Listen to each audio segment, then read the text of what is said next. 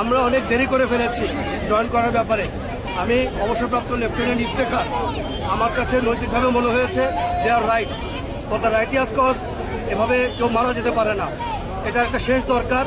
যদি প্রয়োজন হয় ওদের সবার আগে আমি বুক পেতে দেবো to safeguard then, because একসময় আমরা ট্রেনিং প্রাপ্ত ছিলাম ন্যায়ের পক্ষে।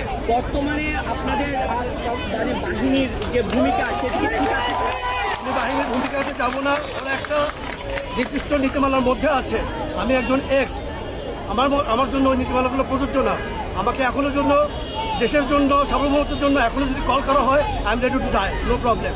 সেজন্য নিজের নৈতিক দিক থেকে, বিবেকের দিক থেকে, বিবেকের ডাকে সাড়া দিয়ে আমি ওদের সাথে এসেছি, একাত্মতা প্রকাশ করেছি। শিক্ষার্থীদের উপর যে নির্বিচারে গুলি করা হলো, এটা কিভাবে দেখছেন? আমি এই ব্যাপারে বললাম তো, আমরা অনেক দেরি করে ফেলেছি। আমাদের মতো আরো অনেকের যারা আছে তাদের মাঠে নামা উচিত। আপনারা সবাই মাঠে নামুন, আমাদের ছাত্রদের পাশে, আমাদের সন্তানদের পাশে দাঁড়ান। আমি অবসরপ্রাপ্ত লেফটেন্যান্ট ইফতেখার, আমি আমার নৈতিক দায়িত্ব থেকে এসেছি। একজন এক্স আর্মি অফিসার হিসেবে আমার কাছে মনে হয়েছে যেটা হচ্ছে সেটা অন্যায় হচ্ছে। সেই কারণে যদি আমি নিজে একা পারি এদিকে সেফগার্ড করার জন্য সবার আগে আমি দাঁড়াবো।